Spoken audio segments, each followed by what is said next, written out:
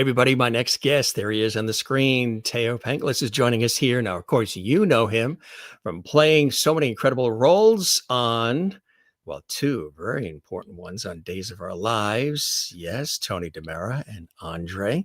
And many, many years on and off on that beloved soap opera, daytime drama since 1981. Could you imagine that? What an iconic career he's had in daytime television. But also, you have seen him not only on that beloved series on CBS, which is like 60 years it's been on. It's unbelievable. And again, his face is so synonymous with that beloved series and all of the other cast, all the other amazing people he's had an opportunity to work with. There he is, of course, with Drake. It's really special when you have an opportunity to celebrate the careers of people who do what they love and share it with the rest of the world. And our very special guest, this is his return visit. He was with us just a couple years ago, and we had a brilliant, fun, and amazing conversation. You can go back in the archives. You can see that. In addition to Days of Our Lives, well, our friend Thaao has been on General Hospital as well as Victor Cassadine. You may remember that. All the GH fans, you may recall, we just had Chad Duell, who played Michael Corinthos for some 15 years. He was just a guest on our show like 2 days ago. And so you can check that episode out as well. But in addition to all of this, I should say, talking back, going back to Salem, there was Beyond Salem as well, in addition to Days of Our Lives, as Tony. There he is with Stefano, of course. And in addition to that, he's been in a lot of TV series, too. He was in Mission Impossible. Yeah, he is somebody who is a part of our television, film, stage lives for such a long time. Of Greek descent, Australian, originally lives in America, out in Hollywood and Los Angeles. And again, take a look at this is Errol Flynn. We're bringing back some great memories here for you, folks. In addition to all of this, Days of Our Lives, General Hospital, Beyond Salem, Santa Barbara, Mission Impossible, and all the other great series and everything else that he has been on, our very, very special guest has embarked on traveling to some very, very special places on planet Earth and celebrating them, bringing them to life, and sharing them with all of us. He was born and raised in Sydney, Australia, to Greek-born parents, and he moved to New York City to study art history and fashion. And while in good old New York City, he met legendary acting coach, theater director, and fellow Greek, Milton Castelis. And, that he helped him really, he brought him under his wing. He helped the young student discover the true calling of acting, which is really something very, very special. And he made his New York stage debut in the critically acclaimed off-Broadway play, Jockeys. And he has starred in the films Slow Dancing in the Big City and Altered States and The Bell Jar and The Mirror and so much more. And as I mentioned, too, he's been in a lot of our great shows and series, the primetime series revival of Mission Impossible on television, starring in the miniseries, of course, Sadat, which was amazing, appeared opposite Omar Sharif and Jane Seymour, and in the miniseries adaptation of Sidney Sheldon's Memories of Midnight. Really extraordinary career, and it goes on. And we're so excited to have him here because, as I mentioned, in addition to all the television and all the work that he has done all these years, he has launched a fabulous podcast. Well, first, you may remember when he was with us last time, he talked about this wonderful podcast that he'd been doing, so well received as he travels the world, folks. If you didn't know, you just remember him and know him from, and he just returned back to Days of Our Lives recently. So he's back on television for all of you. But if you didn't know, in addition to his extraordinary epic and multi-award-winning career on television, he is a world traveler. And he has the podcast that he started, and he's gone all over, but to some very special places that are near and dear to his heart. First, of course, you may remember and recall that we talked about the lost treasures. And this is all, hosted, written, created by Thaao, and extraordinary, so well received. And in addition to all of that, then, of course, he said, I want to do more and I want to go on The Great Escape. And that's exactly what he has been doing, folks. And he's been going to some really epic, extraordinary places. This is the part one, and of course, part two. And you can have an opportunity actually to hear all of these on places like iHeart and Spotify and Amazon. And we'll tell you, all the great places to go to enjoy. But epic stories, epic tales, and from his heart and soul. And it's really something very, very special, folks. I think if you haven't had a chance to check out the podcast, you're going to absolutely fall in love with him. And I'm so excited to have him here because he's going to tell us more. There's some amazing places that he's been to. For example, he traveled to the Holy Land several times to walk in the footsteps that Jesus, Mary, and Joseph walked, and tells stories about his experiences and findings in this wonderful new, The Great Escape. And isn't that incredible? I don't want to give away too much. This is his story. We love him. Everybody loves him. He's one of the great actors of our time, as well as writer and producer. And if you know him from television, you will love him on the podcast, folks. And even if you saw him as Andre, as a little tough on Days of Our Lives, he's one of the sweetest, nicest guys on the planet. And guess what? I have the privilege of welcoming him back right here to the Jim Masters Show live. We're coming at you live. So if you want to comment, say hi in the comments section, feel free to do it. And taking you now to LA, here is welcome back to the Jim Masters Show, my friend. That was quite a mouthful. Don't believe it. And that was shortlist. Well, I suppose that's what happens when you've lived as long as I have. And been consistent, Or you have done as much as you have done. Maybe we'll say it that way, right? How are you, my friend, and how have you been since we chatted last? I've been good. Being back on days, and the story is coming up now as part of the November sweeps. It's an interesting story, not easy to have shot because of the space involved, but it really has an interesting conclusion to it, and it deals with my father. But it was nice to be back. Every time I go away and I come back, something about myself is much more fulfilled because of the experience I've had. And so therefore I put it through the work. So, sometimes we don't always have an outlet to put our growth into action. Some people may do it in their cooking, into their writings or whatever. But I found a way of expressing myself now through writing and recording. There's something about being in a booth, having written this material after you've explored it. Because the one thing I must say about my podcast is I walk the path.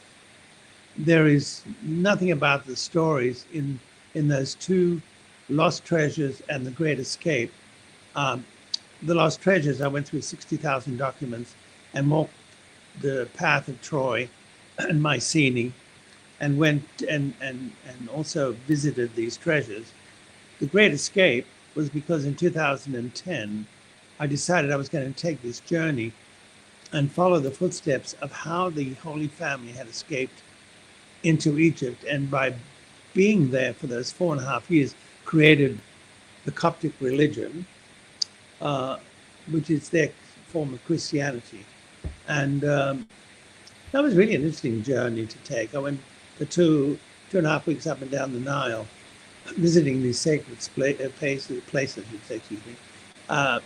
of where they hid.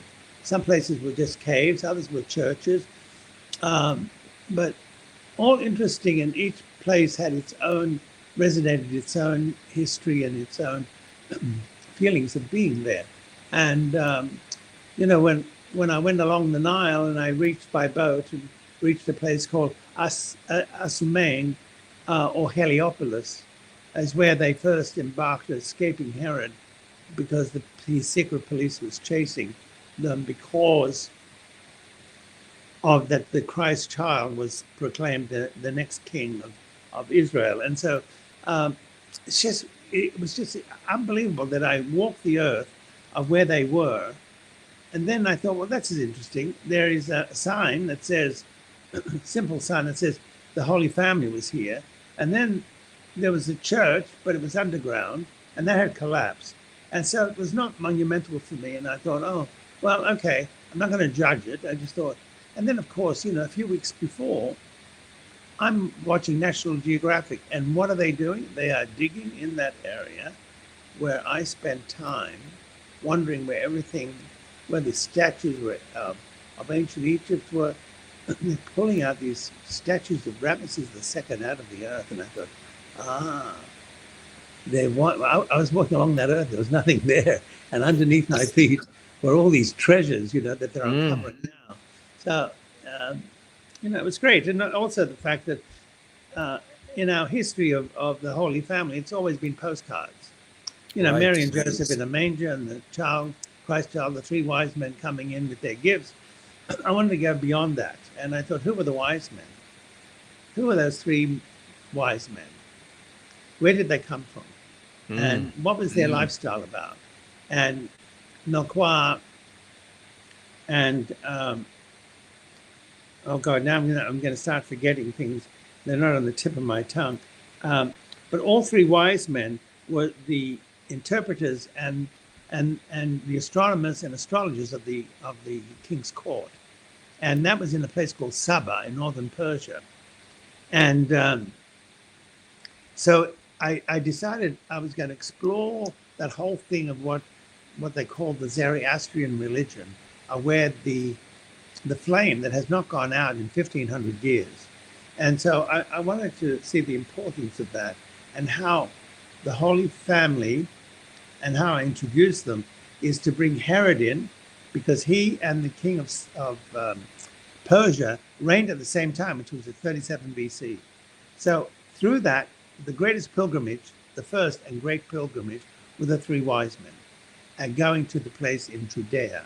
And they had to take this route that was quite dangerous, crossing also southern, the Saudi Arabian desert and the Gobi Desert, and then into Syria, and then having to go left down into Judea. And that took them quite a few months, but they had to travel in the times where it wasn't so hot. So by the time they reached the Christ child, he was no longer in the manger. He was 2 years old. And that's why Herod, when he proclaimed the massacre of the innocents, he said, those who are 2 years and under are to be assassinated. And that's how that story. And then I noticed in the Dimitri tours in Jerusalem, there's a whole chamber of skeletons of all those children that were murdered. And so having two villains, and in between having the wise men take you through, and then the beauty and the innocence of the Holy Family and their escape and how they survived Egypt for 4.5 years. You've had this extraordinary fascination with archaeology for a good part of your life. When did that fascination begin for you, and what was it about these specific places that you've selected to go to that inspired you enough to want to actually tell their story in the way that you have and continue to so beautifully, Thaao? When I was 8 years of age, I remember running up the stairs when my father and his brothers and relatives, they were playing cards, and they were talking about their sons. And I remember my father, someone turned around and said, "Oh, what's your son going to be?" And my father said, "Son, what are you going to be when you grow up?" And I said, "Archaeologist." And I ran up the stairs, and that was it.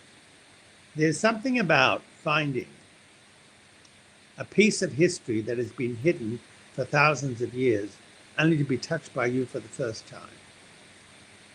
There's just something, to me, it's always, if there's a column, an ancient column, what is the story?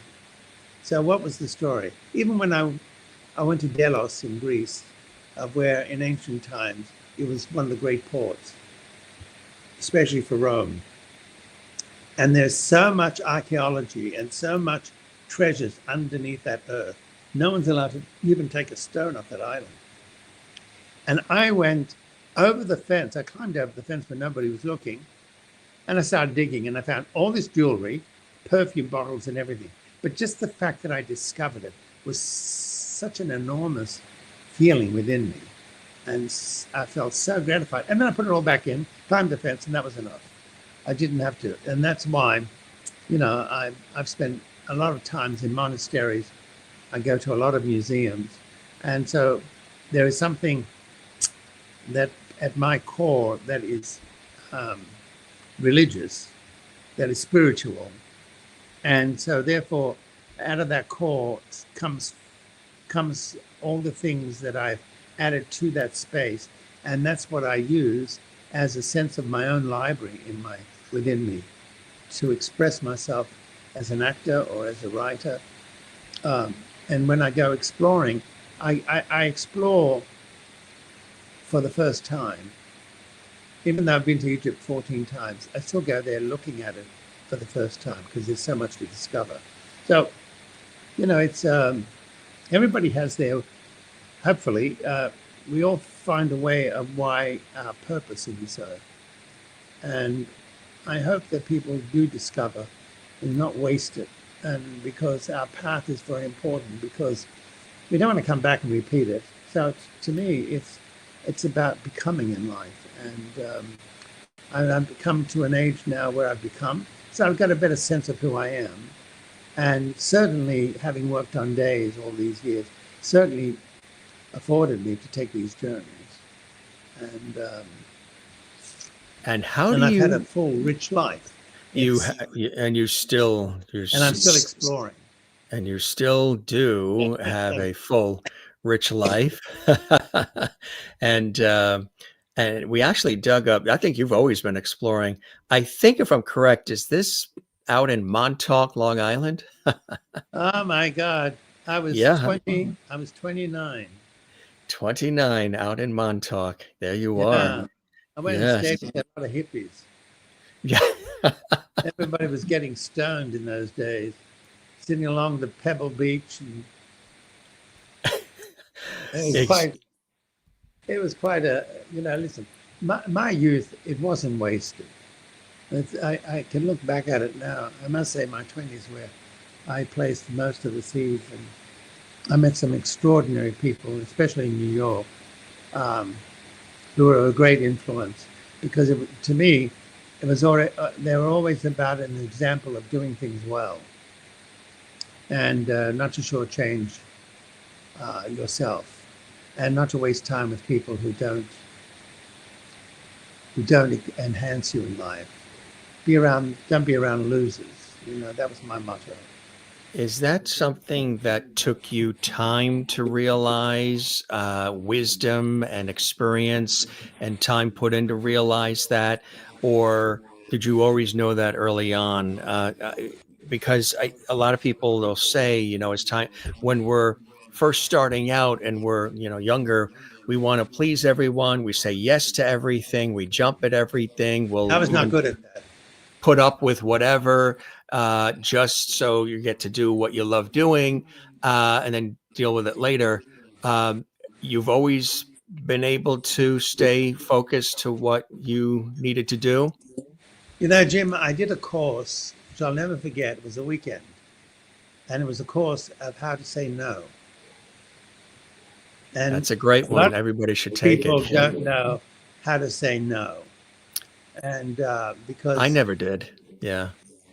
yeah, it's, and the way we were taught was you could be on one side of the room to the other. And how do you place a no and hit somebody on the Yes. nose and Right. get it? Right. So the teacher would say, no, your no felt here. I want it here. So you learn how to project your voice. Right. You know, I was very good at not being used. So you knew that early on. Where I did knew that that early on come because from? when I was 26, I studied with Diane Ladd, who had died this. God bless her. Yeah. Yeah, we were all friends, and I went to the Oscars with her, and we did a movie called The Lookalike, a movie of the week, and we remained friends. And what brought us together was the spiritual aspect of our lives and how we meditated and what we believed in. And she was a very strong, very determined, very sharp. She was nobody's fool. And I loved her because she was so honest, and also she had a great sense of humor. And so they were the people that I met along the way that were part of the influence of how to do things well. And Milton certainly is my teacher. Really was tough. He was Elia Kazan, who did Streetcar, worked a lot with Marilyn Monroe from the group theater, and Milton was his assistant. And then when Milton asked me to be his assistant, which I was for 12 years, there was another influence that I had. So I watched him direct. So I was his assistant in that. And all that was part of becoming. And I didn't know where it was going. I had no idea, if you said to anybody in that day, oh, I'm going to be a great success, it would sound like, my ego was talking. And you know how we can trip over our egos. And so I kept it to myself, but my friends were always older. The only regret is that all of them are gone now. And so it's kind of sad because you realize you're in the front line now. And so you have to become an example of those who are behind you. Mm-hmm. And so mentoring is very important. I think for young men and women, I think it's very important to find someone who will understand and see who you are and what you're about and pull those ingredients out of you and make those children that are into your insecurities and master them. Since you mentioned wonderful Diane Ladd, we just learned like yesterday that she had passed. What was she like? What was it about her that you mentioned, this strength, this resilience, this spark that she had? People just loved her, gravitated to her, and you're hearing all these wonderful things. It's so nice. We did a special tribute with some guests who worked with June Lockhart, and it's the same kind of thing. You're hearing all these beautiful things about June Lockhart. Same thing with Diane. Let's see that. Can you see that? Oh, kind of the light is. That's me and Diane going at a screening, and then a week later we went to the Oscars, and no, she was a very. You had to be a strong male to be with her. She didn't take fools lightly. And she was one of those very independent women that you get in our industry, like the Streisand, the Shirley MacLaine. They are individuals, and that's why they've been able to sustain their careers all these years. But she was very honest, brutally honest. And I remember asking her if she would, on my first book, Places, if she would write something for me. She said, well, I haven't read the book yet. I said, well, it's not out. She said, well, how do you expect me to write something if I haven't read it? So, it was had that kind of honesty. And her daughter's wonderful. I met her daughter, Laura, in those days. Haven't seen her in a while, but look Laura how well Dern, she's done. Yeah. And she was just she was a great mother, and, she was a Southern belle. And she had, she was very determined. She was very hungry for success. She was nominated 3 times for supporting, never won, but then her daughter did. And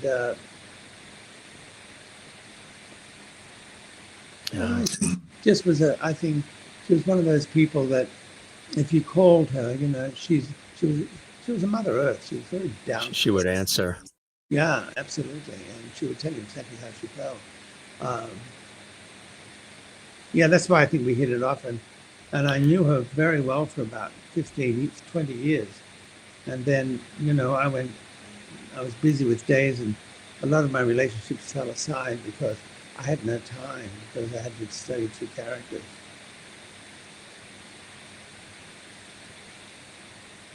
And we're thinking of her and her family. You've speaking a little bit on days. There's been a lot of loss of late too. The wonderful Bill Hayes, and of course Yeah. Drake. Um, John um, Anderson. yeah, some amazing people that were also like you key figures to that series of days of our lives. When you lose people you're with all these years and people that you really care about, there you are with Drake. Um, it does put a different spin on things. It's a different perspective. You realize the value of time and maximizing it and appreciating all the moments, but also the relationships that you have with these people and what they actually have meant to you, over the years. Um, it's been really something, and just really tremendous. And wasn't Dick Van Dyke? Was Dick Van Dyke on days for a day Yes, he or was so? on for a few shows. Yeah, God bless him at 100. 100 We years just old. had, yeah, right. Yes, exactly. It's, But Drake shocked me really because he was always a specimen of strength. You can see by his arms in that shot. He was always, he'd get up at the studio at 4 in the morning, do his exercises, drink certain drinks that kept him toned and everything. And we didn't always, I can't say he and I were overly friendly with each other. I think the whole idea that I was his adversary remained. Even though he saw me and he would say, "Oh, how are you doing?" But when we got on set, it was always conflict. Whereas my relationship with Joe Moscolo, which was sadly Alzheimer's kind of took over with him. That was a hard one for me because Joe and I started together in 1981 and created the DiMera family. And I think we had the fact that the DiMeras are still alive and well these days, Joe and I gave it a good foundation. it's really amazing. It is. How did you first get the opportunity to even be on that series? I'm talking all the way back in 1981, and here you are coming on to this beloved daytime drama on NBC and having this illustrious, long relationship with the series, with the character, and then of course Andre. How did that happen? Was that something, here you are, the desirous archaeologist, and with this wonderful opportunity as well, with this acting prowess that you have and expertise to take on that role. How did that happen for you, that opportunity?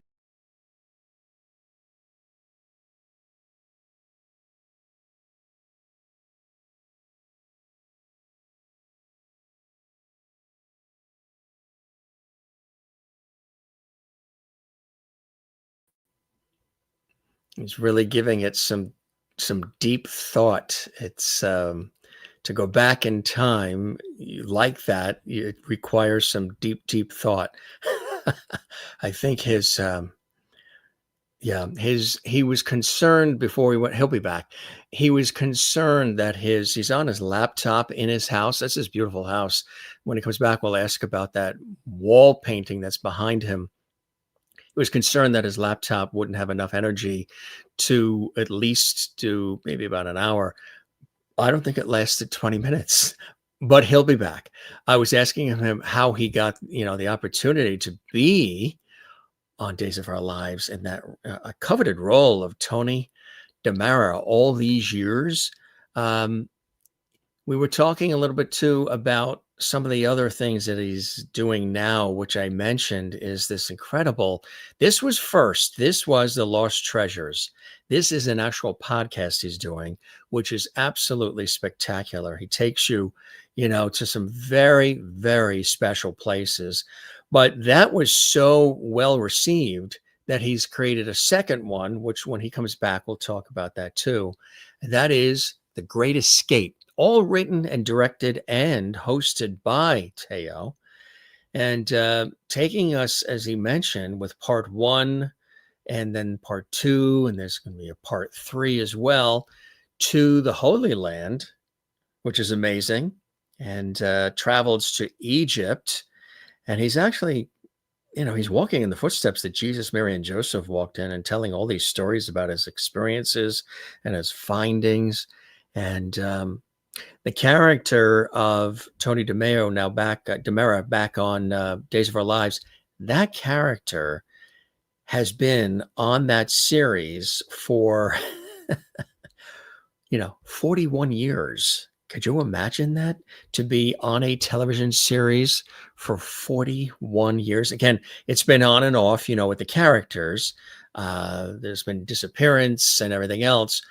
And he's back recently too, which is fantastic. Everybody's excited about that. All the Days fans and daytime drama fans, very excited about that. But those of you too who follow General Hospital, as I mentioned, we recently had Chad Duell on from, he's fantastic. If you didn't see that epic, fun, hilarious, and inspiring conversation with Chad, it's archived. You can see it from General Hospital. But Thaao was on General Hospital as Victor Cassadine. And, he always takes on these roles that are like perfect for him, perfect for his personality and so much more. So you may remember him from that. In addition, there's Andre, not so sweet, on Days of Our Lives. He played two characters back to back. He played Tony DiMera and then Andre, who was introduced to Days of Our Lives as well, which, to be able to play two makes you think of people like Patty Duke playing two, or Elizabeth Montgomery playing, Samantha and then the sister, or Barbara Eden playing Jeannie and then her not so nice sister. There's always sort of like that evil twin or even evil sister, or the brother or the cousin. So Andre, not as sweet maybe, although the DiMera family, they certainly have their history on the series. Mission Impossible, you may remember that too. Mission Impossible, another great series too. And he was in that. And here, as I mentioned, is Errol Flynn. Really, really cool. He's back with us. He's coming in, folks. So don't move anywhere. Here he is. He's a trooper. Really, really cool. There he is.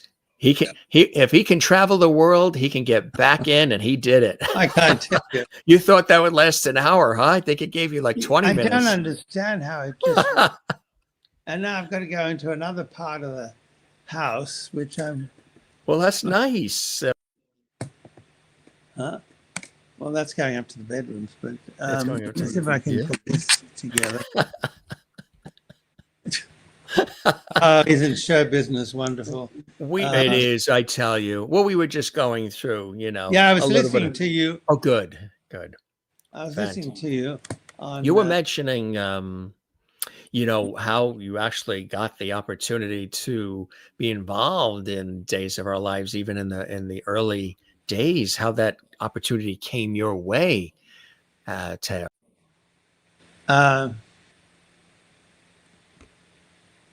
Okay, let's see now. Sorry, can you repeat the question?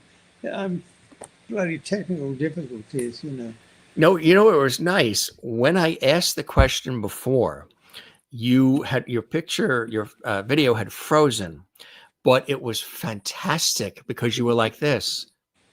It was as if you were in deep thought trying to think about how to answer that very inspiring question. It was perfect. I was. And it went, I put some intention in it. It went blank. Exactly. So, how that opportunity to even be cast on Days of Our Lives some 41 years ago came your way, came into your life, Thaao. It was...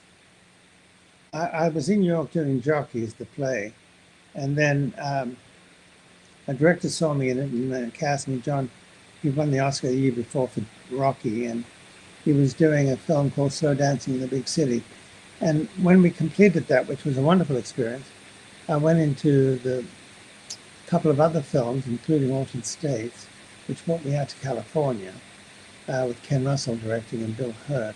And then I remember I was going to go on the stage at the Armandson with Charlton Heston to do Man for All Seasons. But then I was offered Altered States, and I decided to do Altered States instead. And then we had the strike, and the strike is what the only thing that we could work on was soap operas. And so my agent sent me into audition for General Hospital in the Cassadine story, The Ice Princess, and it had a humongous audience, the biggest audience in the history of daytime. And I remember going in, and I came out and got word that they're going to go a different way. So they went with Andre Lanzat, who died recently, actually, sadly. And then suddenly they realized that Andre wasn't strong enough, so they remembered me and they called me in to play the strong Cassadine young brother. And that's how it started. And Pat Falcon Smith was the head writer. And then I was the only one out of 30 actors who survived that summer storyline. And she said, I'm going over to Days of Our Lives, I want to take you with me. And so I went, and Gloria Monty was very upset. And I went over to Days of Our Lives and auditioned with Gloria Loring, who ended up being my wife on the show. And she was just a delight. And that's how Days started. And 43 years later, I'm still playing this character that. Right. Could you imagine? That's extraordinary. One of the folks that you spent many of those years with, who was a beloved figure on and off television and stage and everything else he did, was the wonderful Bill Hayes. What was it like knowing personally and working with the likes of a Bill Hayes, who of course was part of Doug and Julie all those years, Susan Seaforth Hayes, his lovely wife? Well, I must say, you couldn't meet a finer gentleman, a nicer man, big heart. And he would come to me and he would be so complimentary about the work. He gave me a lot of faith in what I was doing. And Susan, I didn't get along with at all.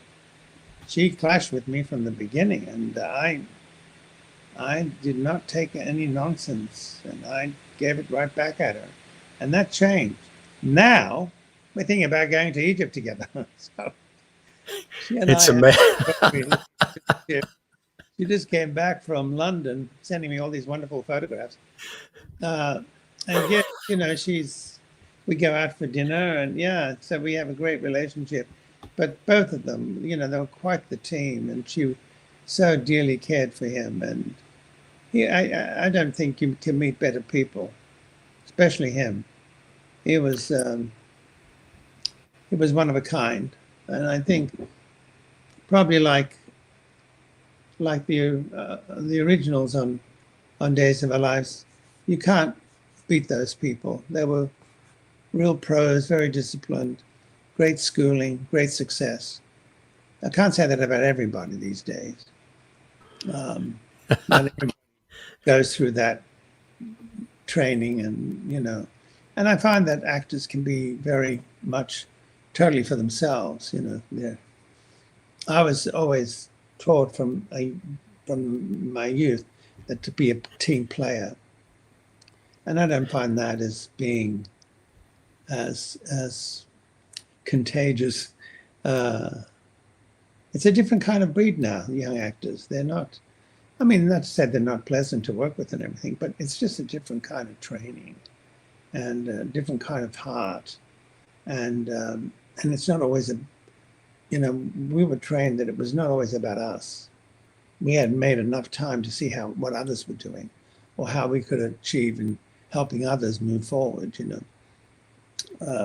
Which is the best way to be. Was that the upbringing, the family dynamic early for you, that you learned that and was taught by the parents? Was that something that was instilled in you early? Tradition, sure. Not speaking back to your parents, not saying anything at the dining table when you're eating dinner because you had nothing important to say. There you are with them and your sisters. Ah, yeah. There's his family, folks, his parents, his sisters, and Thaao and the that was the evening. That was interesting. That was the opening night of Barry Humphries, who played Dame Edna, Unless Patterson Saves the World in Sydney. And, you know, when they say you can't go home, well, I went home. Yeah, you went home. And I was able to make my father realize that he was wrong about me all these years, that he had made judgments on me, thinking that I was going to bring some kind of disgrace to the family. That's why I left. And By going yeah, into Hollywood and acting and all of that? well, I think people fed him, people who didn't understand the process of what I was doing. And why should they? They were immigrants from Greece. They didn't have a lot of training in life. Not to say that they were not without intelligence, but not enough experience. And so I had to be the example. And so when I went back home and I was doing Mission Impossible, or whether I went on a talk show and talk, my father was like, where the hell did he come from? And so all those years that I was supposedly doing bad things in America, I was being trained as an individual on how to stand on my own 2 feet and be able to have conviction in the things that I had explored and who I'd become. And so my mother always knew, you know, she always would look at me and think that I was so different to the rest of the families, because I had 45 first cousins in Sydney. But, you know, success is a wonderful thing because it helps change people's minds.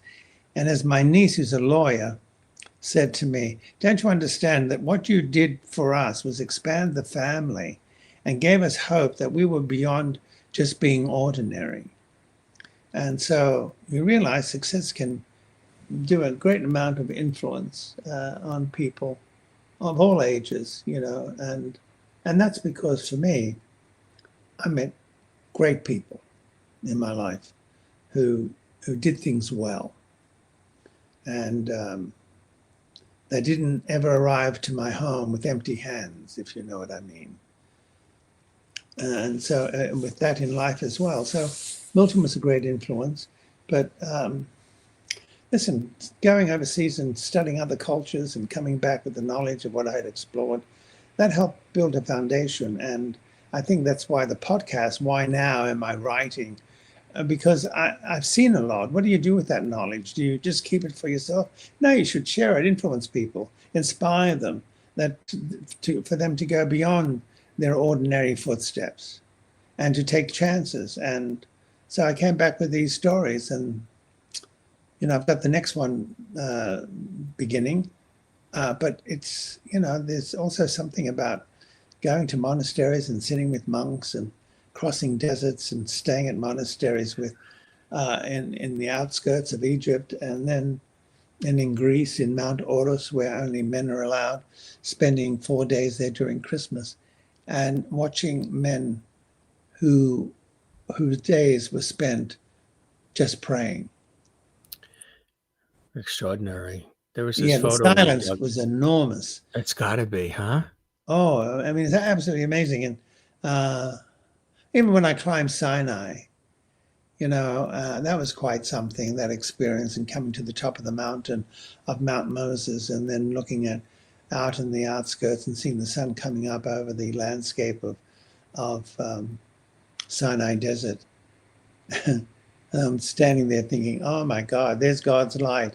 And right in the middle of it, 2 young people who slept overnight there wake up and say, oh my God, it's Thaao Penghlis from Mission Impossible.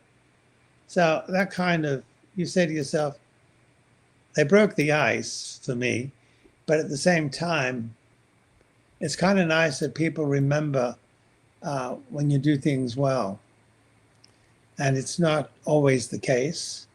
Not all the experiences I've had were ones I wanted to write about. I didn't always have great experiences when I was in Australia in some of the shows I did there. Mission was great. But some of the miniseries I did over Errol there. Flynn. Oh yes, that was the costume party, raising money for a charity, and I was wearing his outfit that I was the exact size, and we didn't have to do any stitching or anything. And I thought he was bigger than me, Right. Errol Flynn. But yeah, it's In addition to everything else that we're talking about, and this is just the short list, folks, that introduction I did was really just the short list. He's also penned some wonderful books too, Seducing Celebrities, One Meal at a Time, and also this one too, Places, which is another fantastic one. Tell us about the first one for anybody who may want to include this in their collection, Thaao. Well, the first one was Places, and that deals with all the journeys I took, even the journey of my parents' transition, which was hard to write. It was the last thing I wrote. Yeah, I would imagine. But I spent time with Jacqueline Kennedy in my youth in the art world when I studied. Boy, was she something. Another lady who was so classy. And I remember having tea with her for a whole hour while I described all the beautiful pieces of Southeast Asian sculpture that was in the gallery. And she was just... Did you get to see her at the White House? No. I was too shy to say to her, could I have your autograph, or can we take a photograph? But then we didn't have those cameras and phones in those days. So I would have liked that. I don't know if she would have said yes. All I know is that she was very interested in my surroundings, and I was being surrounded by the greatest collection of Southeast Asian sculpture in America. So there was a lot to talk about. But I met a lot along the way, and Places is really all the journeys to the Middle East, and some are quite dangerous. Some of the trips to Greece and Italy. But the cookbook, The Seducing Celebrities, one of the things I always remembered about food was that it's a celebration for self. It's how you break bread and share it with others. I mean, there's no better way to celebrate than breaking bread at the table and having great conversations around the table, watering, which I call the watering hole. And that was just great times, the amount of people I've had in my home. And someone says, what are you going to do with this table when you move back to Australia? Because I said, I'm going to move back eventually and go home to the family. And I said, I'm going to take that table with me, because that table had so many great people who sat at it that it's got a lot of memories to it. And so I do like to cook for people, because for me, it's a way of saying thank you. It's a way of creating something that they haven't probably tasted this way before. I don't have to ask their opinion. I can taste the food myself and know how it works. But you see, the people in restaurants, it's joyful. And so I like to do that. What is your specialty? What is the Thaao specialty? If we were coming over for dinner tomorrow night, what would be on that table? Oh, probably rack of lamb, which I like to do over mashed potatoes and a black shiitake mushroom sauce. Oh boy! And some fresh boiled peas with mint. Oh, wow. It's like what I used to grow up with. But I like to make moussaka, which is the eggplant dish. It takes a lot of time. I like doing pastas, and I love doing soups. Yes. So I always like to serve soups. So I've got some friends coming over Thursday. And so I made yesterday the pasta sauce that I did with fresh tomatoes, basil and herbs de Provence, and a lot of garlic, and some red wine, and some capers. And so that came out pretty well. So I put that in the refrigerator. So I'll do that, and I'll serve it over pasta, and then probably serve a white bean soup for the beginning. How do you do your mashed potatoes? The Irish in me got me with those mashed potatoes. I like to put truffle oil in them. Oh, wow. Yeah. I don't, the Italians don't like to put milk and just butter.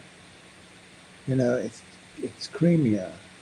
The milk kind of alters it, but to get the real flavor of the potato is to put some truffle oil, some salt and pepper, of course, and butter, and mash it well and mix it. And sometimes I like to make pancakes out of it, and then I'd like to put that throw that over a steak or something. So there's many ways of cooking it, but I can't eat that much meat anymore. No, yeah. But Have you, people must have been on you for years to write either a memoir, autobiography about your life as a whole and the experiences and the people and all the different things that you've had an opportunity to taste in life, not just food, but just the riches of life, the experiences of life. That's probably been something that you've been asked many times. well, when they asked me to do a cookbook, I remember the publisher said, "Well, do these recipes work?"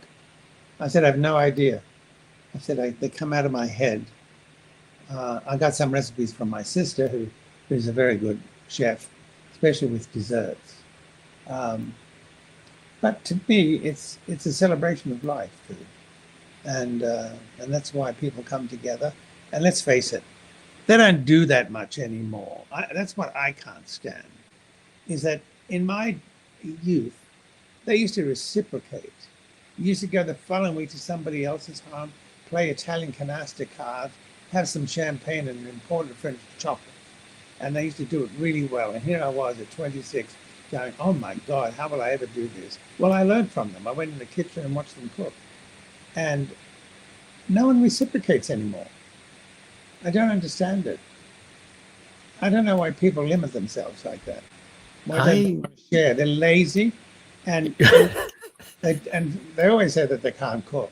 So that's why a lot of people are unhealthy, is because they eat a lot of food. stuff they shouldn't be eating. Yeah, with all that salt. Who Um, knows what they do when you do takeouts? It's full of too much salt.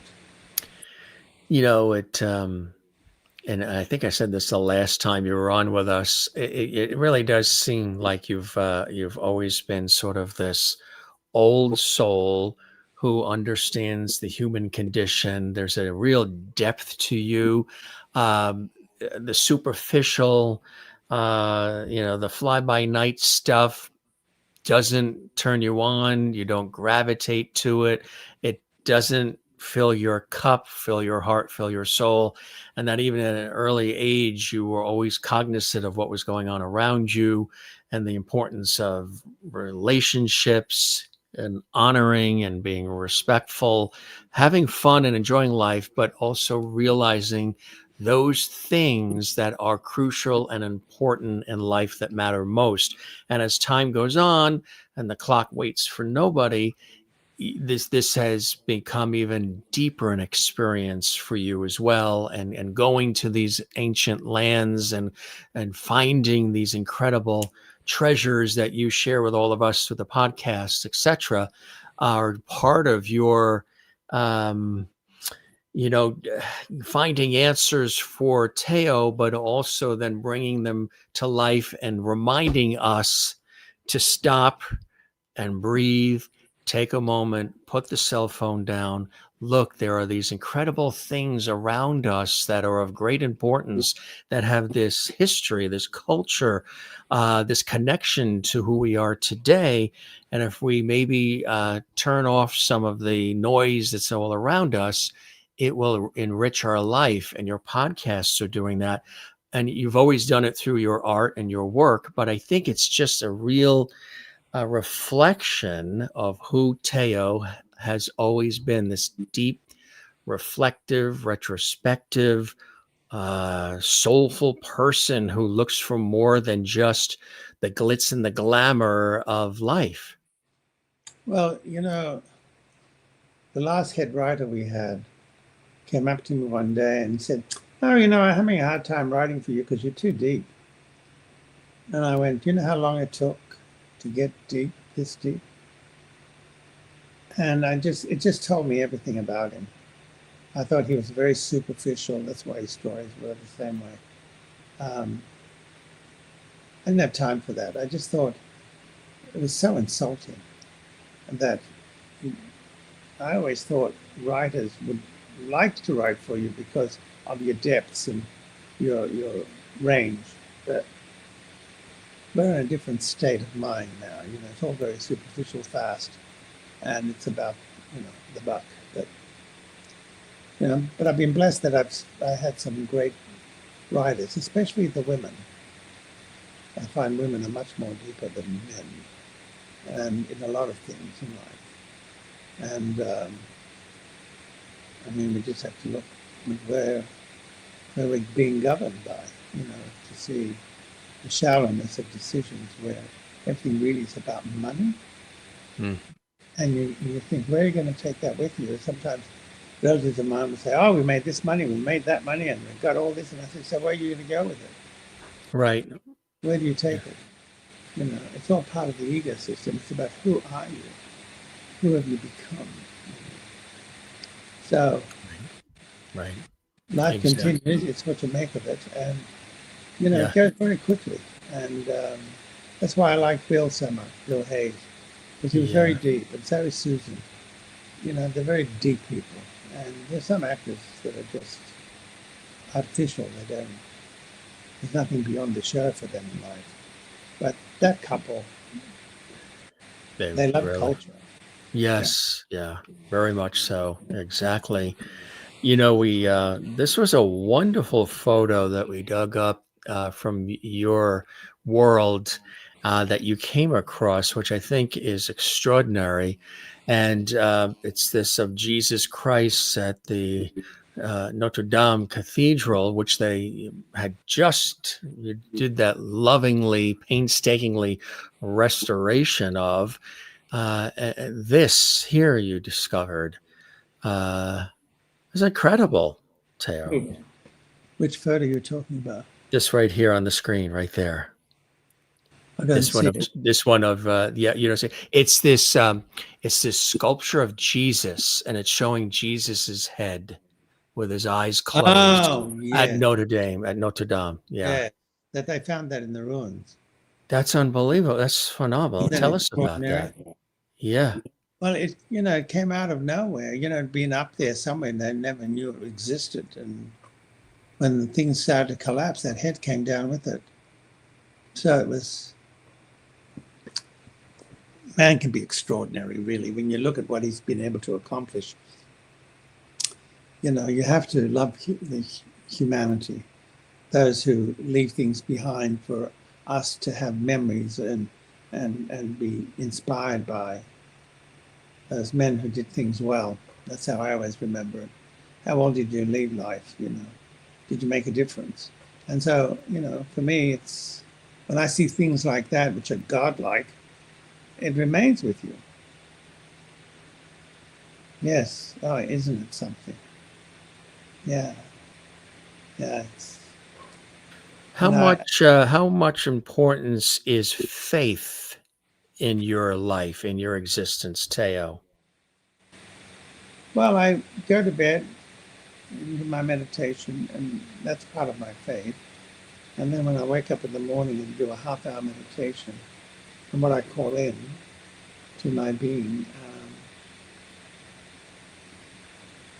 I think it's because as somebody said, when I've gone, like went through a bout of cancer, and someone said, I can't believe that you've never played the victim. And I said, well, I just felt it was unnecessary. It's not something I called in and, you have a cancer gene, it comes out. My mother and my sisters had it, and I had experienced it, but I learned something about myself, which is not to allow something like that to dominate your life or to take over. I never want to play a victim. I'm not very good that way. To me, it's about overcoming. And whatever the obstacle is there in front of me, I need to work out. So that's how I look upon it. And I think, well, what's the best way to overcome this? And so is it because I've seen so many extraordinary things in life that I'm able to realize that they're all part of that beauty, and there is so much to be grateful for. And I think that's why faith, even when I did the Great Escape, that was also about faith. Do you, as we go along through life, do you think about your own existence, and are you looking at the clock, counting the days and hours, or are you just, some people do that, or are you just living the best life you can live and soaking it all in, Thaao? You can't control everything in your life. Certainly, you have a job, you do the job. Certainly, you know what you do next. That's part of your creativity. It's about being curious about things and wanting to explore them further. Um, but yeah, the time clock. I realized how long do I have left, and what do I do with those years? And so I'm looking at that seriously. But in the meantime, I've got things to do. When that comes knocking on my door, I'll go, okay, okay. But I want to be surrounded by family when that happens. Australia is a place where you would like to eventually It's not that go. I love to go back to Australia.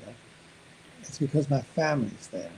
And in Yes. the end, Yeah. there are children there that I want to influence. Oh, yeah, that's right. Yeah. Um, I've lived here for, a lot of years. And I've been very grateful. I mean, America has been fantastic to me, the embrace of this country and allowing me to find a path and make it work and celebrate, um, take the journeys I have. I'm grateful to Ken Corday, for having a job like that, because I came to this country with $180 in my pocket. It wasn't as if I couldn't afford to buy a sandwich. So, yes.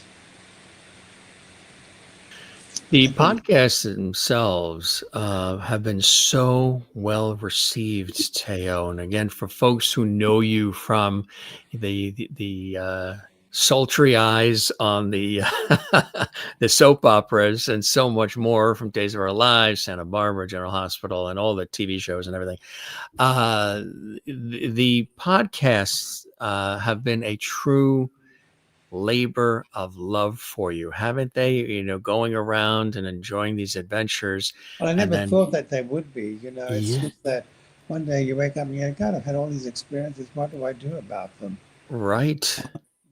Places where I've laid my head and, um, things were 5,000 years old and spending time in those tombs. And there's just something about having seen things with your own eyes and walked the ancient road. But when you start writing it, it's amazing what can come out. I think people become lazy. They don't realize there's so much in them to write. And it's like people say, well, I don't know what I'm going to do next. I thought, well, you've got a story to tell, but people who are selfish don't see it that way. They keep it to themselves. And that's why I think it's very important that you become a person of the world and you have something to pass on and pass it on well. And so I'm we looking for. are we're living in times that are very technologically driven, and there's AI, and there's just everything. We're living in a 24/7 365 culture now, where Yeah. everything is quick, and everything is a quick 6-second video, and you got to grab them fast and all this. And here you are taking time, painstaking time, breathtaking time, to really draw us in and show and tell these amazing stories. What you're doing, from my perspective, as somebody who's also in this industry of television and broadcast and everything else, radio and all, is so valuable and so important, not only because people respect, honor, and know you from your illustrious career in entertainment, in broadcast, in television, and everything else, but and laying your name to all of that, but it is the fact that you are allowing us, you're bringing us in, and you're allowing us to pause, to breathe, to appreciate. Is that part of what you hope people also get out of it, that they take the time to put that cell phone down and just go on these journeys with you, Thaao? I think somebody said to me in the introduction part of The Great Escape, someone said to me, my God, it's almost as if we're on the journey with you. And so you make it present. You make people feel that you are guiding them as well as you're informing them of things they've not understood before or seen before. And I think that's part of the beauty of the introduction that I really enjoyed doing. And then getting into the action of the story that came out of my thoughts and my research. And Jill Santabanez, who did the sound effects, did a fantastic job. Give it really drama. So anyway, can we leave it at that? Yeah, let them, yeah, go and listen and let them enjoy it. Are there other places that you have in mind that you would like to visit and tackle and continue Well, as well? next May, I'll be going back to Egypt. There are a few things I want to see there, including the new museum, the Grand Museum. I want to go back to Petra, Jordan. I want to go back to Mount Nebo where Moses finished his last days, which I found extraordinary. And then going into Petra, and then going into Turkey. And part of my next podcast will be that. I want to do a story on the disciples. It's quite a really those. Yes. But Jim, thank you so much. Yes, you are I so really appreciate welcome. I love your questions and your thought process. I think you did a terrific job, and I appreciate you. The pleasure is all mine, Thaao. I was excited to have you back on the show. I loved our conversation last time. You're so deep and warm, and you're a thinker and a wonderful conversationalist. And I love the way you take us down these paths. And I'm right there with you, my friend. And so is everybody else. And whether they know you again from Days of Our Lives, General Hospital, or any of the television work, which is exemplary, they can go now and enjoy the podcasts and look for more, which they're on iHeartRadio and Spotify and Amazon. Everywhere, right? Yeah, they're good stories. I'm really very pleased with them. I loved writing them. Yeah. It took a while, but I loved writing them. And part of it is because I've lived them. That's the key. You've lived them as well. And exciting things coming up on Days of Our Lives too, right? Huge things happening. There's 3 stories coming up. That should be interesting. Well, you keep doing what you're doing. But we'll see. It was good. You keep doing what you're doing, my friend. You're enjoying the ride. You're in a sweet spot. And I thank you for all of the time, Thaao. Come back and see us again. Yes. I said last time we would keep the porch light on for you, and it's on for you. And I hope you enjoyed the time with me as much as I absolutely have with you once again. You're wonderful. Thank you. You be well. Congratulations on everything. You take care. Thanks. Bye-bye. Bye-bye now. Thaao is an absolute incredible person. He's a class act, and he's done this for such a long time. We know him from television. We love him from television. He's an epic multi-Emmy winning daytime television star, soap opera digest award-winning television and film star, and so much more. But as you can see and hear, he's a very deep person. He's emotional. He's got a certain look at life. He doesn't want to be involved in just, superficial things. And it seems like he's always been an explorer, an archaeologist. Yes, he's always had an interest in that, for his many, many, many years. But even as a kid, he enjoyed that world of archaeology. But he's a storyteller, and he wants people to feel what it is that he's telling you, what he's sharing with you, especially through that podcast series and through his work on television. And if you've known and loved him again in the roles on television as Tony and Andre DiMera, or Victor, Cassadine on General Hospital, or working with the gang at Mission Impossible, which he did so well, and all the other things he's done in his epic career, including writing the books, but taking you on these wonderful journeys and travels with his podcast. This was a wonderful hour plus with Thaao. I encourage you also to go back in our archives. We archive all of the episodes of our series, and you can see the extended interview and conversation that I had with Thaao when he was with us previously here on the Jim Master Show Entertainment Lifestyle Celebrity Talk Show series. He was here and we had an epic conversation, a lot about his life and his career and his passions and everything he wants to do. And it was really a wonderful conversation. So scroll back right here on our YouTube channel, Jim Masters TV, and find the episode where he was here. We had a wonderful time together. And it was really, really fantastic. And it's so great to have him back right here on the Jim Masters Show. Days of Our Lives, of course.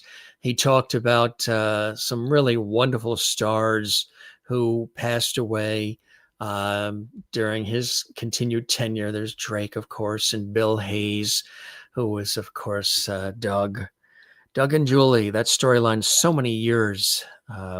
Bill Hayes, Susan Seaforth Hayes on Days of Our Lives.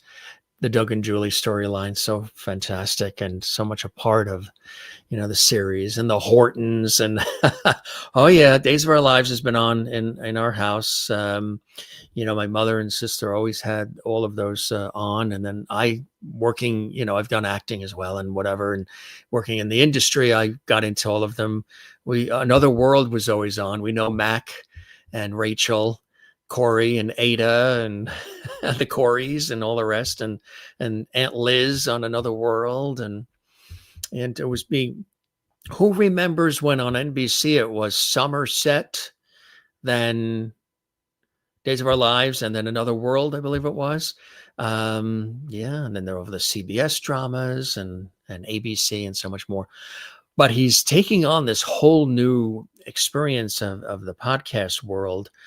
Go back and you can hear these from the Lost Treasures, which was really spectacular. Again, on iHeart and Apple, iTunes, and Spotify and everywhere. And also The Great Escape, Part 1, Part 2.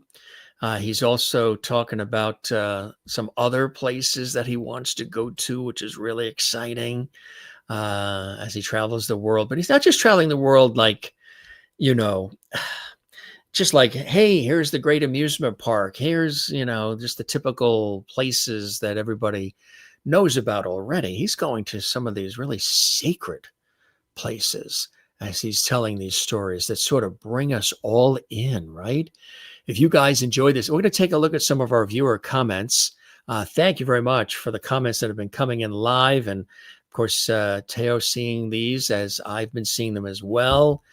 Kathy Jean is here. Hello to Kathy. It's nice to have you here as well. And Maureen here as well. And Merlin watching up in Canada. And I know Canada, you got close with those Blue Jays, those Toronto Blue Jays. They gave it their all there, Merlin, I know. Stacy watching in beautiful Australia. Stacy, so nice to have you here. Welcome as well to the Jim Masters Show. And Maria is here as well. Hello, Maria. Nice to have you here on JMS, the Jim Masters Show series. It's nice to welcome so many people to our show, and they all like to say hello to one another as well. And Marianne, it's nice to have you here as well. Thaao and I say hello. Pam loved him on General Hospital, part of the Cassadine family. And tomorrow night, I just want to let you know, tomorrow night we have an epic guest. And you know who's with us tomorrow night from Knots Landing? Michelle Lee, the one and only Michelle Lee, is here from Knots Landing and so much more. Film, Broadway, television, star, legend, icon, breathtaking. It's such a fun and hilarious conversation we're going to have together. We've been very excited about it. That is coming up tomorrow on the Jim Masters Show. Now, if you're watching this episode years from now, then this will be in the archives. But for those watching live, check it out. Let's take a look at a few more comments coming in here. Some nice comments. I see Anne is here as well. We welcome Anne. Let's see. And of course, Marianne is here. And they're saying hello to one another, which I think is fantastic. And let's see. You are already in love with him. Stacy, that's terrific. I'm sure that he will be very happy to know that. And Maria says, "Good evening, Mr. Masters," and for both of us, for me and Thaao. Well, it's a pleasure having you here. And Amy, Lori, Terry is here. Hi, Amy. Nice to have you here. And on the Jim Masters show as well. Always great. And for those of you who like Celtic Woman, they're coming back to our show as well. Stacy says hello to me and Thaao. Thank you very much. And so does Marianne. And I know that the photos that he had behind him before his laptop conked out on him and then he moved to another part of his house, the photos were also really nice on that wall behind him. Yeah. It is, Merlin. You're right. He's been on an amazing journey of discovery. Absolutely. Oh, my God. Wow. You're very, very welcome. Everybody that's making all these great comments there. And thank you very much as well. Welcome to our show. And look at that. Wow. He's back on Days of Our Lives now. Just came back. Yes, he talked about working with Diane Ladd. He was in the movie with Diane Ladd. Rest in peace, Diane Ladd, who just passed. Another epic actress. If you saw our June Lockhart special we did just a couple of days ago, that was wonderful as well. And Diane Ladd was amazing. So we talked about several amazing people on this episode. We talked about his podcast, of course, his memories, and also his current work on Days of Our Lives. And Nikki, nice to have you here as well. And of course, all these great memories that you're sharing. So nice. And thanks for all the great comments too, everybody. So nice. Yeah. What an incredible experience to walk in those footsteps too, right? Maureen, I agree. And of course, we here at the Jim Masters Show welcome and say hello to everybody. And you guys are so happy to be here and everybody's saying howdy and smiles in everybody's faces. Just taking a look at some of our comments coming in here live on the Jim Masters Show. It was nice to have Thaao for this long. This was an exclusive, extended conversation. Marianne says, Jim, you said it perfectly about Thaao. When I was talking to him and sharing with him my thoughts that he's very deep and he's very spiritual and he's inspired and he's got an old soul and he's not into the superficial and he's not into the gibberish of life. He really wants to be involved in things that really matter. I kind of like that too. I like things that have a depth to it and matter. You know, we talk about levity here on our show. That's love and levity put together. And I've always liked things that have a depth to them and a meaning and a heartfelt, soulful sort of vibe to them. And Thaao is definitely like that. And Stacy wants them to come back down under to Australia. We showed that wonderful photo of him and his parents and his sisters when he went back to Australia. There they are. There's Thaao with his mom and dad and his sisters, which is fantastic. And a great story about the Errol Flynn costume. And back in his 20s, out on Eastern, the furthest point out east on Long Island, New York, beautiful out in Montauk on the South Shore or the South Fork, as they call it. There he is, an early age with lots of dreams and lots to accomplish and lots to do. And he certainly has done a lot. Take a couple more comments here on this episode. It's so nice to engage with everybody and see all these great comments as well. And thank you very much, Stacey Armstrong, there in beautiful Australia. So nice to have you here in Australia. Come see us again. And don't forget to see all the great episodes in our archives, folks. We have, I think it's now 1,500 episodes so far and counting of the Jim Masters Show series. Don't forget to give this episode a thumbs up like if you love what we're doing here at the Jim Masters Show. And we hear from so many people around the world. We have an international audience who are really connecting to these episodes and this series of the Jim Master Show Entertainment Lifestyle Celebrity Talk Show series, and you're really enjoying this ride together. Well, thank you for that. I really appreciate that, and we thank you so very much for your love and support and being a part of our journey here on our Celebrity Talk Show series. It's always a blessing to have you here. Be sure and like, comment, leave a comment below in the comments section, and subscribe to the YouTube channel, which is Jim Masters TV. And be sure and click the notification bell. There's a little bell icon there. Click that so you never miss any of the episodes, so you can participate with us here as well. And thank you very much, Maria. We love having you here as well. And Kathleen Walker in New York, good to see you. We've got everybody all over the world here watching our series. So if this is your first time, welcome. You're now part of the Jim Masters Show Levity family. It's really cool to have you here. It's always a blessing when we chat with all of our fabulous fans and supporters and viewers from around the world. And coming at you live here. Thank you, Maureen, who's watching in Arizona. Stay tuned for another great episode. Don't go anywhere. Another great episode of the Jim Masters Show Entertainment Lifestyle Celebrity Talk Show series coming right up for you. We thank so much Thaao for being here. He is really a great guy, and he's a television icon. He really is, especially in the daytime drama world, like 41, 42, 43 years on Days of Our Lives. And then, of course, Tony DiMera and Andre. He's epic in those roles, isn't he? He really, really is terrific in those roles. And of course, the time on General Hospital and everything else, just really, really great stuff.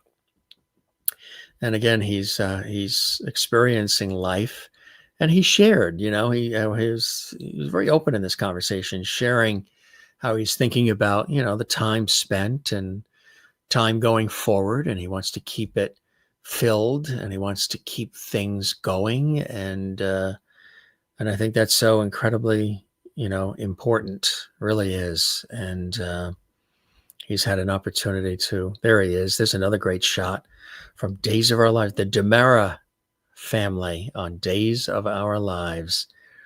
Yeah, some really wonderful shots that we showed here. Of course, Andre. Beyond Salem as well, and General Hospital, and Mission Impossible, and all the rest. Good stuff, gang. Really terrific. Glad you enjoyed.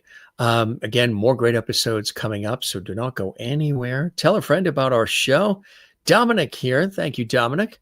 Thanks, Jim, for another great show. Thank you very much, Dominic. We always have a good time here putting these shows together for all of you. Look for some of your great celebrity friends and our friends and special guests as we continue to celebrate together here on the Jim Masters Show and with all of you here. So more great episodes coming up. One more time, we thank Thaao for being here. Class act all the way. And we thank you for joining us as well. Don't forget to take care of one another, love one another, and don't forget to do the very same for yourself. I say that all the time to everybody. I try to remind myself to, do that as well. And always a pleasure having you here. Don't forget to catch his podcast on all the places where podcasts happen. And don't forget to find us again as well here on the Jim Masters Show series. All right. We love you all. Take care, everybody. Spread the word about our show. We'll keep that porch light on for you as well. Matter of fact, not even the porch light. We'll keep that light and this light and that light and this light. And we'll keep all the lights on for you. We'll pay the electric bill, which is big. We'll keep those lights on for you to welcome you back to JMS. It's always great to have you here. See you on the next one. Take care and cheers.